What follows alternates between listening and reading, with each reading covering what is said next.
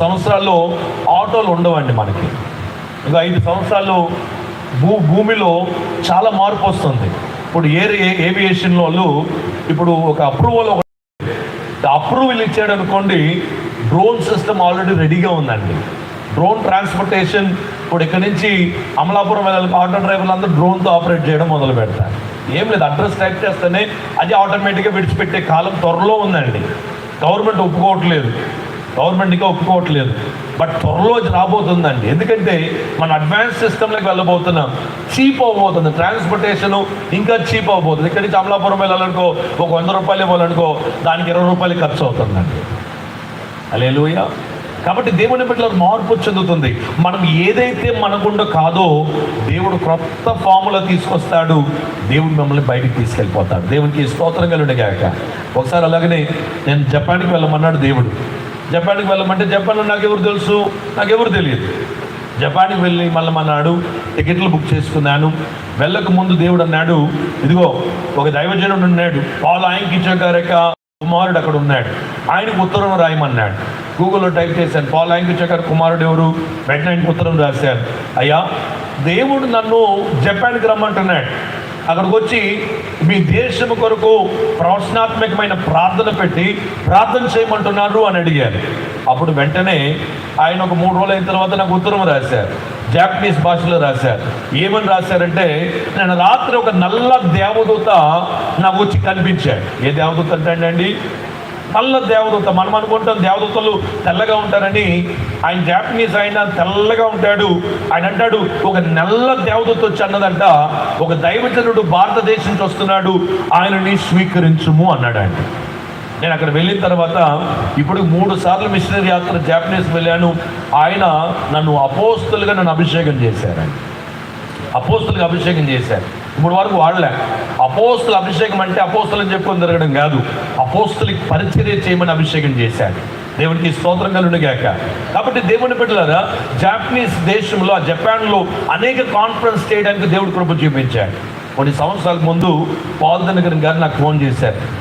Uncle నాకు phone చేసి, అభి నేను జపాన్కి వెళ్ళాలి, నాకు కొంచెం నీ ఫ్రెండ్స్ కొంచెం పరిచయం చేస్తావా అన్నారు. అలాగే నేను ఆయనకి ఉత్తరం రాశాను.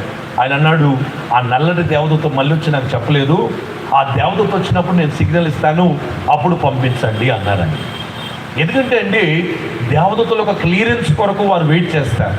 వారు కొరియా దేశంలో ఉన్న కొండ మీదకి వెళ్ళి ప్రేయర్ మౌంటైన్ దగ్గర వెళ్ళి అక్కడ ఉపవాసం ఉండి 70 రోజులు 40 రోజులు ఉపవాసం ఉండి ప్రార్థన చేస్తారంట. దేవుడు ముఖాముఖిగా కనిపిస్తారంట. ఎప్పుడైతే మనం ఉపవాసం ఉండి ప్రార్థన చేస్తామో దేవుని కార్యాలు చూస్తామండి. ఉపవాసం ఉండి ప్రార్థన చేస్తామో దేవుని అద్భుతాలు చూస్తాం, దయ్యాలు పారిపోతాయి. ఉపవాస ప్రార్థన చాలా శక్తివంతమైన ప్రార్థన అండి.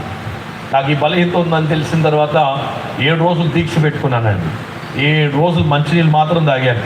ఆ తర్వాత వెళ్ళి హాస్పిటల్ అడ్మిట్ అయిపోయాను. అన్ని చెకప్లు చేశారు, బిల్లలు రాసిచ్చి పంపించేశారు. దేవునికి స్తోత్రం కలుగునుగాక. మన దేవుడు అద్భుతకారుడు అండి. ఆయన అద్భుతాలు చేసే దేవుడు. మనం నమ్మడంకి ఆలస్యం ఉంది, కానీ మనం నమ్మినట్లు అయితే ఆయన అసాధ్యమైనది చేస్తాడు. దానియేలు దేవుని దగ్గర ప్రార్థన చేయకూడదని రాజుగారు అక్కడ ఉండే వారందరూ అడ్డు చేశారనమాట. అయితే ఎవరైనా ప్రార్థన చేసి సింహ బోన్లో వేస్తానన్నారు.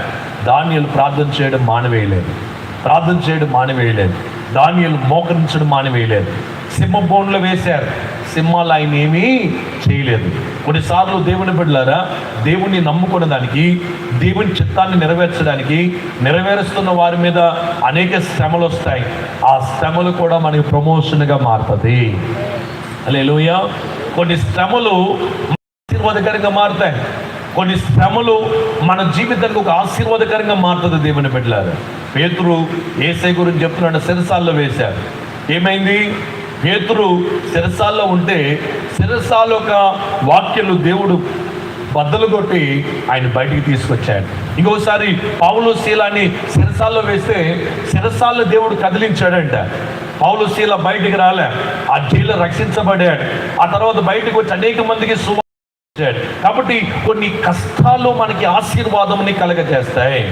కొన్ని కష్టాలు మనల్ని ఇంకా ఉన్నతమైన స్థాయికి తీసుకెళ్తాయి.